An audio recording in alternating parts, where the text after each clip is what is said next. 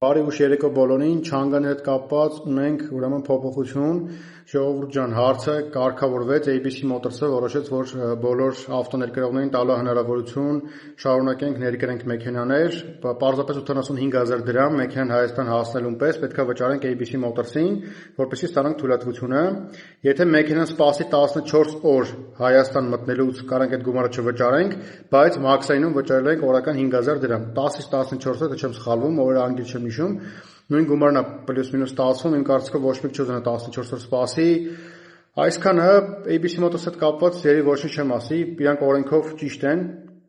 օրենքը իրենց կողմից է, դրա համար բիզնեսն է սա թելադրում ու կարծում եմ մեղադրվել չի, մի կողմից սա բիզնես է, մարդիկ մեծ գումարներ են վճարել, որ ստանան պաշտոնական ներկայացություն։ Ինչևէ, կարևորը խնդիրը կարգավորվեց, եթե ունեք հարցեր դիմեք մեզ, եթե ներկրել եք մեքենա էլի մեզ զանգարեք, կպատասխանենք եւ ավելի մանրամասն կասենք ձեզ, իսկ եթե ուզում եք մաքսիմալ հարմար արժեքներով պատվիրեք մեքենա, դիմեք Car Supply Auto Import։